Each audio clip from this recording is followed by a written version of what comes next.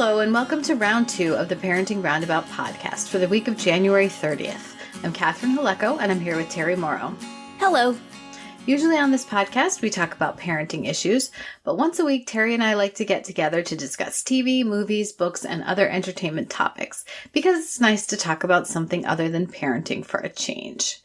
This week, we continued with our Brothers and Sisters series watch, and we checked out Rob Lowe from Brothers and Sisters and a few other things. In another project, the movie Dog Gone on Netflix. So this is a story of a dog that is gone. It is inspired apparently by a true story. Yeah. And it's a college kid who adopts a dog, a puppy. How he got like a Labrador puppy at a shelter is a good question. Just the most photogenic dog ever. Yeah. And the pound is like, hey, college kid, sure. Yeah, you can take him and live him in your in your basically frat house. You walk around with no leash and feed him beer. It'll be fine. Yes. This is what we do. Here, our dog pound, you have to pretty much, submit a dossier about yourself and do a home study, Right. But they're just like, oh, sure. Nobody else is going to want this perfect specimen of canine pure breed dog. Okay. We're happy to get him off our hands. Right. So he gets this dog when he's in college, in his final year of college, and he, has just recently been dumped by a beautiful girl for a much hotter guy. And he is just kind of aimless and, he, of course, falls in love with the dog. Yeah. He's his best buddy. And after he graduates, he goes home to his parents' house for a while after sleeping through his graduation, which his parents did not appreciate. I don't know what the filmmakers are trying to make us think of this young man. If we're supposed to say, look at him, a dog-loving free spirit. What a guy. And ooh, boo to his parents who expect him to show up to things on time. Right. But I just want to smack that punk. Anyway, go ahead. To make it clear. Where my sympathies lay. Right, exactly. So he's back in his parents' place and he's kind of still casting about for what he's doing. And he feels misunderstood for sure. Because his dad wants him to, get a job and have a career and have a life and not live in his bedroom with a dog for the rest of his days. Mm-hmm. Man, oppression. Right. Look at this oppression. Today. All he wants to do is commune with his pet and jackboot of parental expectations is weighing him down. Right. I'm sorry. So, maybe I was a little triggered by some of this, but go ahead. Maybe. He goes for a hike on the Appalachian Trail with his puppy, with his dog, and a friend. And no leash. Because, it's been well established that this dog goes everywhere without a leash. So, of course. What could go wrong hence in a movie named Dog Gone, do you suppose? The dog is gone. He runs after a fox, and they cannot find him. Number one, I would be worried about my dog getting lost if it chased after a fox on the Appalachian Trail. I would also worry about the fox kicking my dog's comfy, lazy, eating donut ass on the Appalachian Trail. Yes. Have you heard of rabies? Maybe don't let the dog go off after wildlife in the wilds. Just a thought. Yeah. I'm sorry. I'm still in my cranky Terry face from that. So, and I forgot to mention that before this, there has been a medical crisis with the dog where he has Addison's disease and he requires shots once a month. So there is a deadline on finding the dog. Because he has to get a shot in 20 days. I mean, I hope this all was true to the true story and was just added in the writer's room, but it sure feels like Well, just the dog being gone is enough. We need a deadline. We need stakes, and we need traumatic memories from somebody's past, and we need a medical emergency, and we need just lose the dog and find the dog. I would be perfectly happy. Right. It's Rob Lowe, Like even with the stubble and the big ugly glasses, it's still Rob Lowe. I'm fine. Stand down, writers. Stand down. I'm sorry. Go ahead. Well. So then we have the stakes of the dog is sick, but he acts fine, but he just needs a shot once a month. Right. So the minute once he becomes lost, then the countdown is on to find him in time. And yes, as you mentioned, his mother, played by Kimberly Williams Paisley, the boy's mother, not the dog's mother. Yeah, we don't know the dog's mother. We don't beat that bitch. So she has a series of flashbacks over the course of the movie to her childhood dog and her incredibly awful parents. I mean, ridiculously. Yes. As you said, heavy-handed much. I mean, these parents were the mother worst. All but had a mustache she was twirling. But yeah. Somebody gave her a dog and they disapproved, and they wanted the dog to stay outside and she brought it in. And then one day, oops, sorry, the dog got out and got hit by a car.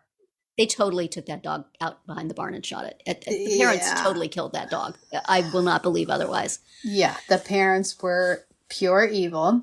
They were. Somehow even the lighting was Kimberly Williams Paisley grew up to be a lovely, sweet lady with 2 kids and married to Rob Lowe. So jokes on them. Yes, really, really. Look how nice she is. Look how loving to her children.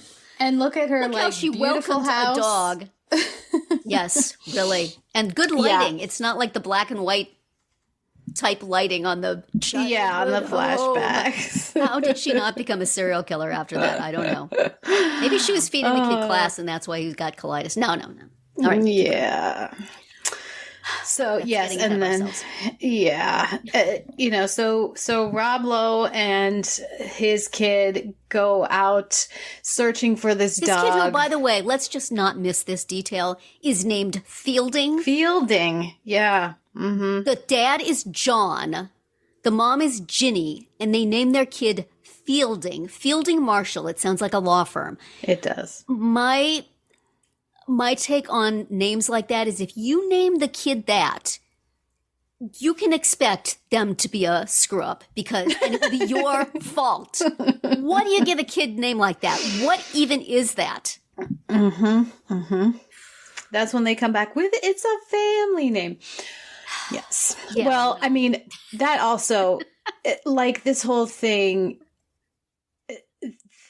and once in a while, Fielding, the character, did make a tiny nod to it, but the privilege, I mean, yes, they live in this house.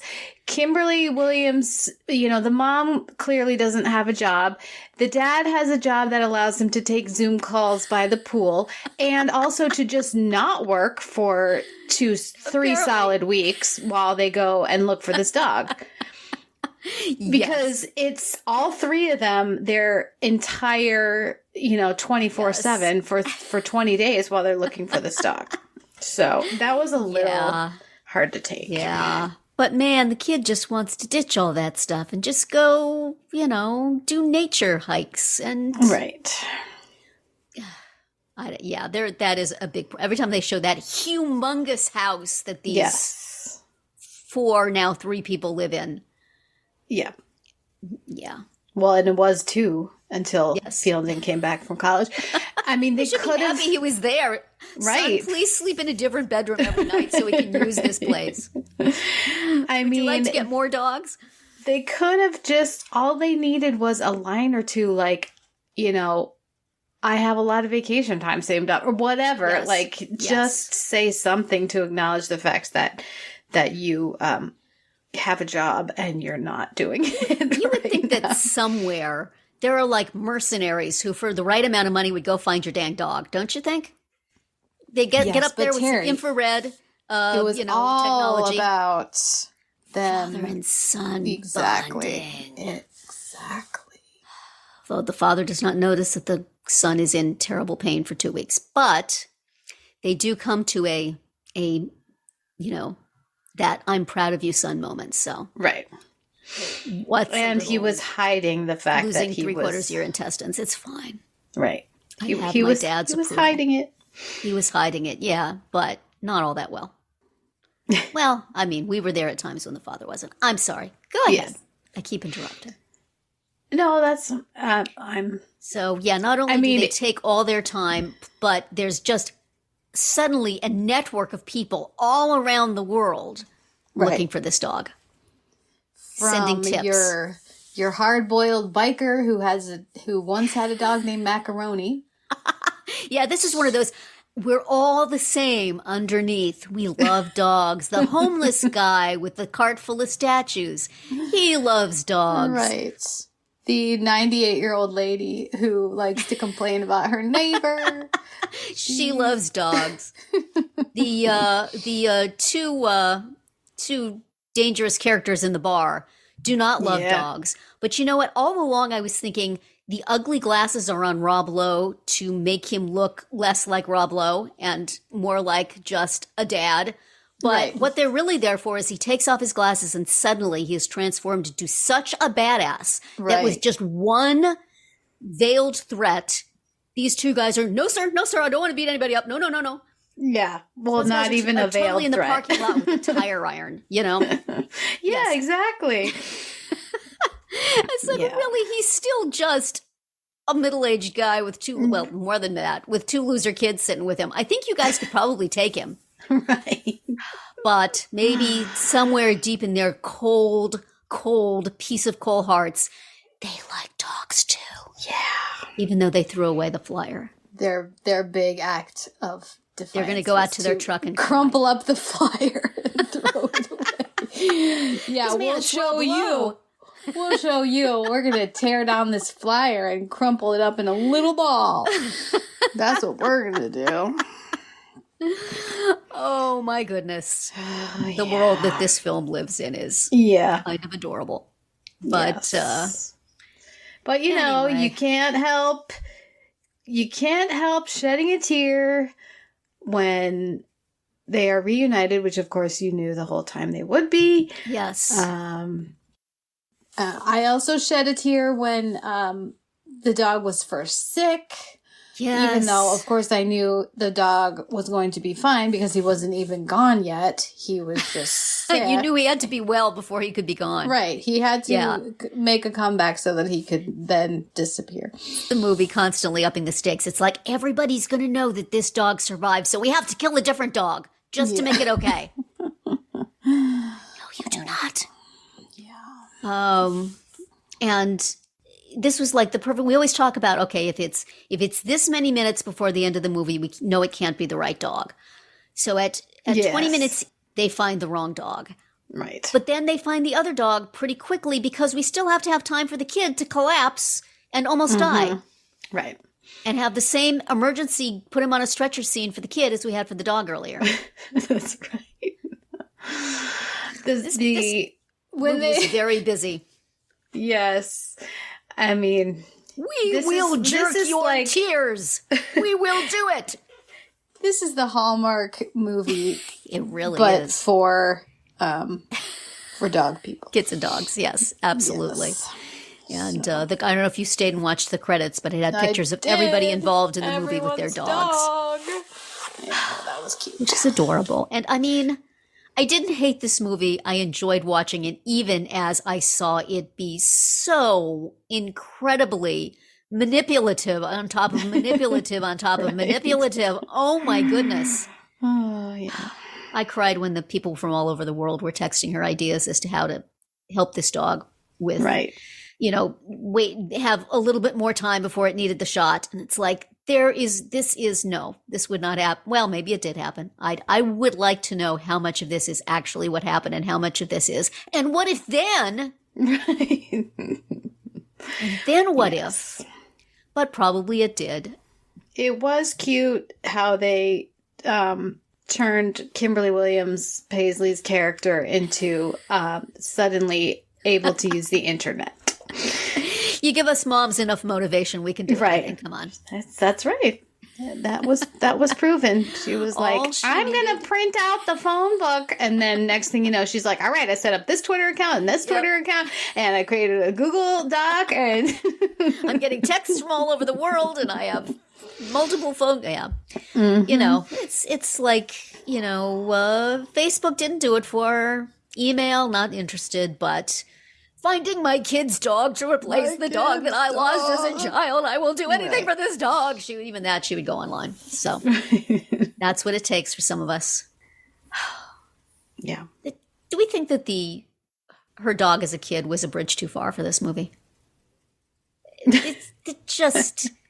Well, it wasn't Really? necessary. I mean, they already Really, had... she wouldn't just search for the dog because it's her kid's dog and it's a nice Exactly. dog and her kid Right. would be devastated. She really needs to have like the worst parents on earth take her dog when she was a child.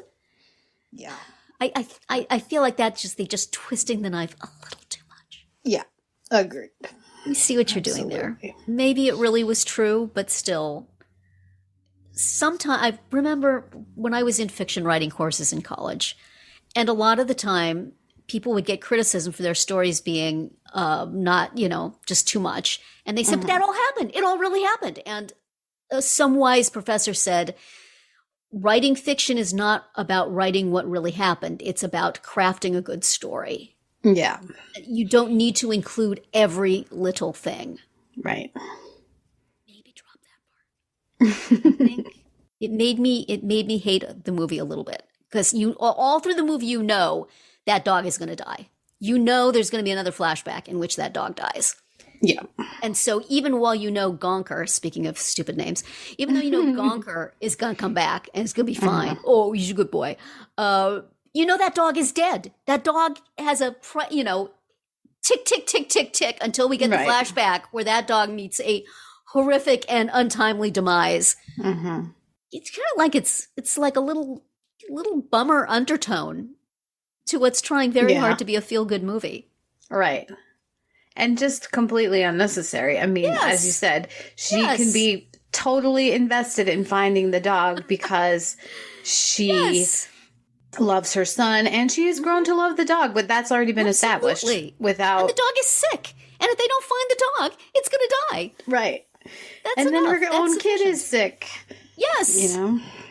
That's already enough stakes. We didn't And she would like her husband to come home and earn some money, please. So when we find this dog... We have to pay for this house. We have to pay for the pool service. Come on. That Range Rover didn't come free. Come on. Yeah, exactly. Oh, well. Oh, boy. Honestly, if you like dogs and you haven't caught up with this one yet, go watch it.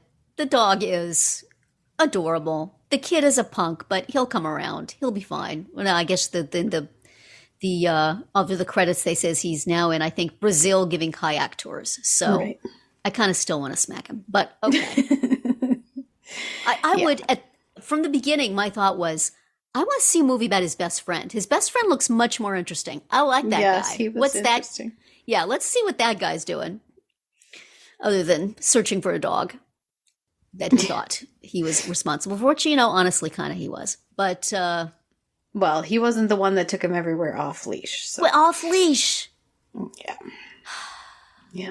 Don't do that. Really. So simple to have prevented this. And Gonker looks like the kind of pooch who would just be cool with it. Yeah. Okay, fine. If I want to if I want to run after that fox, you'll run after it with me. It'll be fine. And then we'll be together. And they can search for the both of us. Right. I have the timetable of my shot, tick, tick, tick, tick. You have the terrible intestinal disease, tick, tick, tick, tick, tick. They'll have to find both of us. Right. Best friend could lead the way. It would be great. I want to see that movie. Anyway. So. Doggone. Ladies and gentlemen. A Rob Lowe production. So. When he's older and gone to seed after playing Robert McAllister oft proclaimed as handsome in Brothers and Sisters. Yes. Although, you know what? He's still pretty handsome and doggone, too. Let's not kid ourselves. he's... They can scruff him up all they want. It's still Rob. It doesn't freaking really work. Yes. It's like putting glasses on Superman, you know? Right. Anyway. So let's talk about Brothers and Sisters. This was the episode called Something Ida This Way Comes. Yes. Now, did you remember having seen this before when you saw it again? I really didn't. I mean, I really thought I would. We'll have to link back to that earlier episode. Yeah, I linked to it. Say exactly the same thing. I linked to it last week, I think, but I didn't listen to it. So who knows? Yeah, It is pretty special, though. It's a pretty funny episode. I was really expecting to be like, oh yeah, now I remember this. You didn't remember the mid-level package being the medieval package. You didn't remember the sex tape. You didn't remember everybody in the closet drinking wine. No. You didn't remember Marion Ross being even more of a mother from hell than Sally Field. These things are memorable. They are. So I don't know what my issue is, but anyway, as you said, did you hear that Senator McAllister is very handsome? Yeah, somebody mentioned that once or twice, and he, of course, comes to the party because most employers absolutely like to show up at their new employee's mother's surprise birthday party. He lent them his caterer. He just wanted to supervise. But this is what I want to know. If this is his caterer, then what's with the mid-level medieval party package? Yes. Like, what was that for? Servers? I guess, yeah. But I mean, you think if that's when you hire a catering company, that's what they do. It's agree. not just the food. Why would Sarah have been cooking for this thing? Yes. That seems foolish. Yeah. But you have to just the first domino goes, and you have to just let it play out. And as we know, I mean, Nora has caterers. Yes, and she has her own caterers on speed dial, but I guess they can't use them because they would. She might know. Rat them out. I don't know. Yeah, she might find out, as she did anyway when her mother showed horrible mother. Mm-hmm. It's like the premise of this is. What if Nora dialed up to 20? Yes. And, somebody who can even make Nora's children say, Mom's not that bad. Right. She's not grandma. Oh, Thank my goodness. Wow. Mm-hmm. It's about as subtle as the dead dog plot in Doggone is Ida coming in. Leaving bodies strewn in her wake. Mm-hmm. Mm-hmm. For sure. But Marion Ross had fun. It seems like it would be a good gig. Yes. Yeah. So she spoils the surprise party. Yeah. That's just one of the things. I asked you this question the last time did you think that original party that they gave her with the slippers and the picture frame and the coconut cake from the store was actually the real thing, or did you know that they were going to have a surprise party? I did have a suspicion. Yes. They're not that dumb. They're not known that this dumb. woman for quite some time. They can be dumb. Let's put that out there. Yes. But yeah, not quite that. Not quite that dumb. So they fool her with this fake party because they're planning a surprise party, but they made the mistake of inviting her and Saul's mother, who shows up at Nora's house. Saul was the one who invited her. Saul invited her, yes, thinking that she would not come, but she did. Mm-hmm. Comes to Nora's house, says, "I'm here for the party," which Nora did not know about. Right. And then proceeds to say a whole bunch of other hurtful things and, go up to her room. Mm-hmm. And then, let's see, we have playing a supporting role in this week's episode is the flu. Mm-hmm. It would be COVID if this show was on now.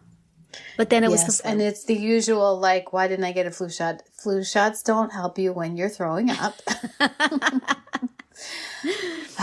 That is a peeve of mine. So, Cooper has the flu, and then Sarah has the flu, but not before interrupting her video tribute to her mother with a little friskiness on the couch with Joe. What could possibly go wrong? Yeah, saw that coming. Yes, and they even had about a chance 100 to miles. save it because the person making the video called Kevin and said, "Do you really want all of this?" But Kevin was dealing with 10 kinds of chaos at the house and just said, "Well, just put whatever's there." Right. I still think that guy should have called again a little while later and said, "Really? Let me tell you." But or he should have made an executive decision. I think he could have made an executive decision.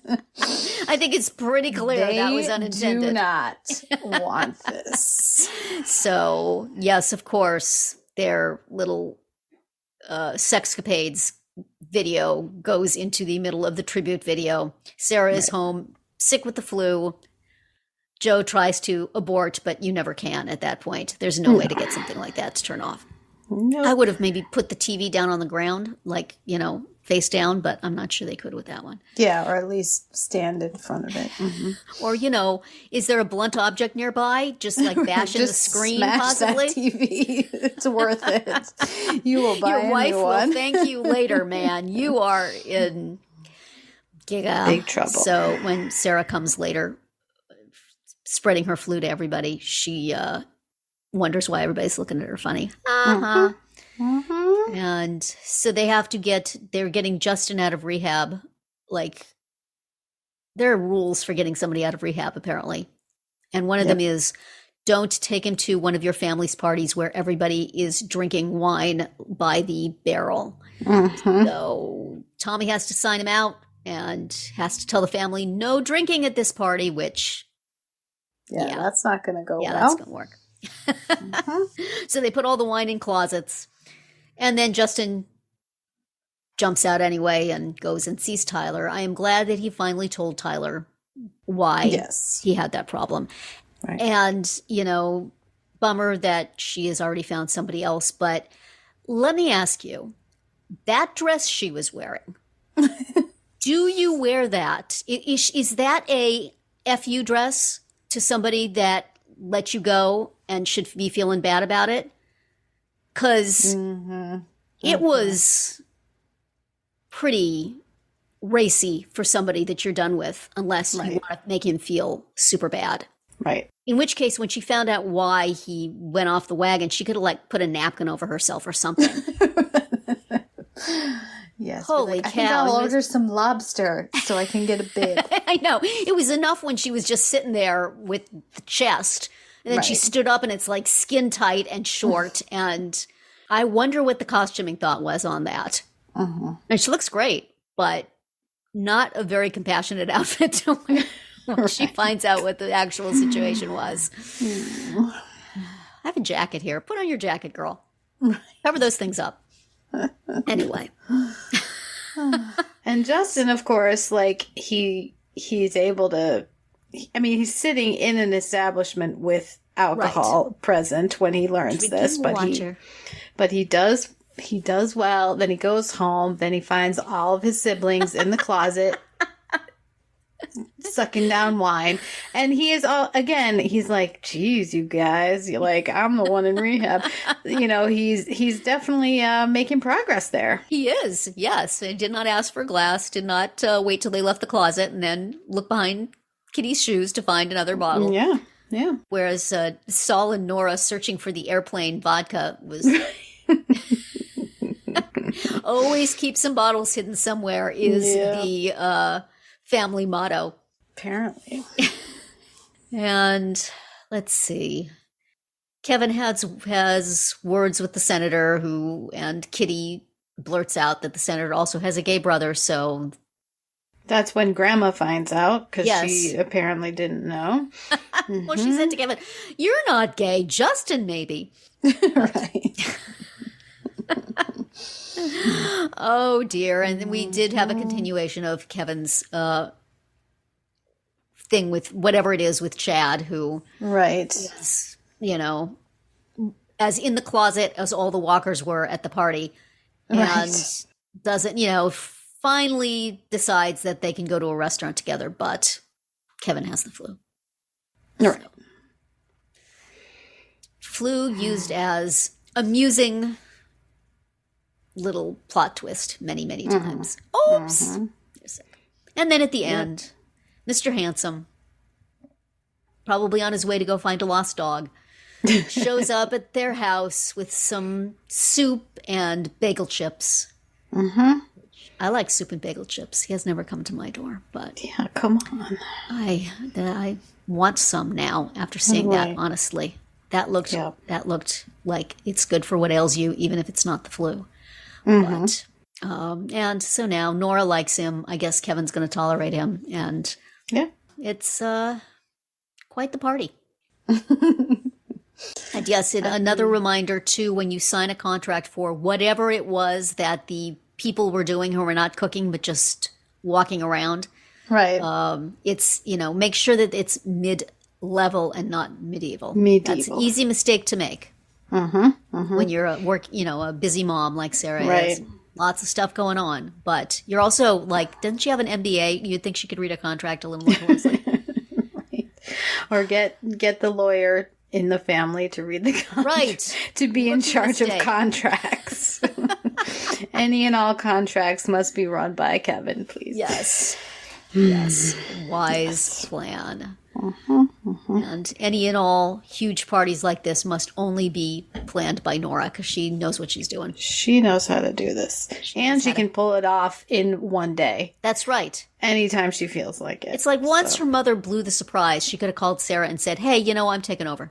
I don't want this to be embarrassing with the food poisoning like the other person. So they get flu instead. But still, I have certain standards that I wish to obtain too. So call off your serving people. Call off your mid-level servers, because I can do this. But then we wouldn't have had Rob Lowe's caterer. That's true. And Rob Lowe. Yeah.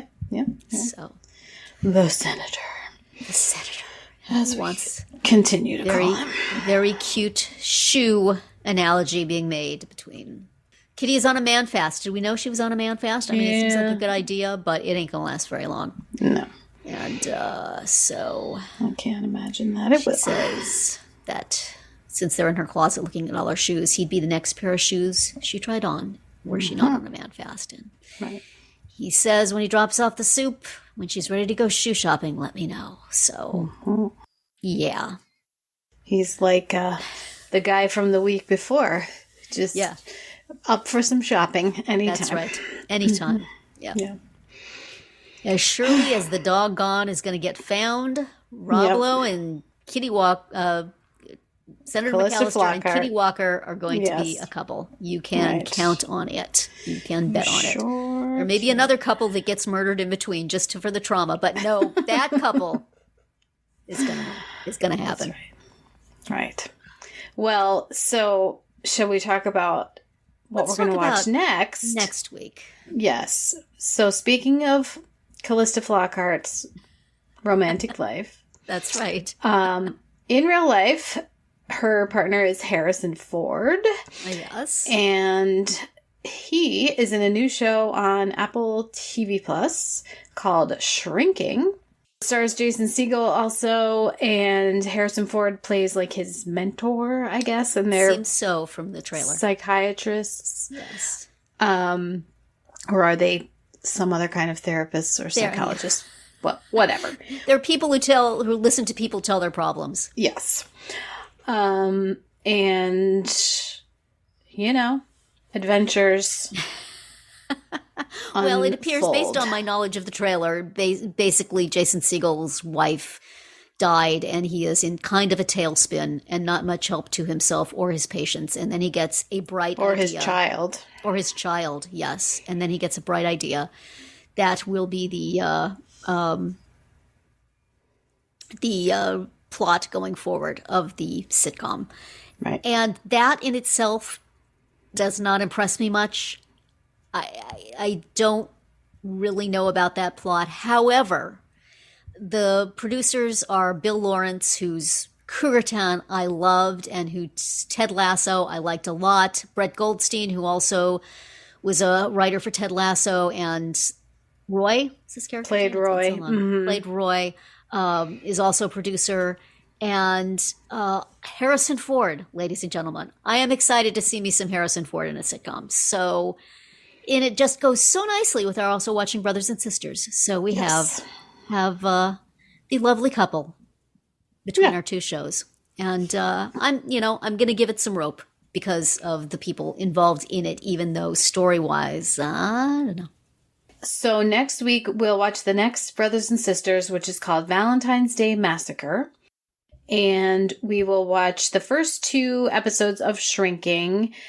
Those are out now. They came out on Friday, January 27th. We'll see what we think, and then we may keep going after that. Yes. We may have 2 series. As we did with Night Court, we will sample and see. Yes. And if not, there are many other news shows out there luring us. That's right. Win us over, Shrinking. Come on. We love you. You can do it. Bill Lawrence has been tweeting about how nervous he is about the reception for this. I want to be able to give him a good You want to help him? Yes. Well, come back next week and find out. That's going to be it for our round 2 today. Please subscribe to our Parenting Roundabout podcast so you won't miss any of our episodes. We have something new for you every weekday. As always, you can find recaps, links, and an opportunity to comment on our website at parentingroundabout.com. Bye, Terry. Bye, Catherine. Goodbye, everyone.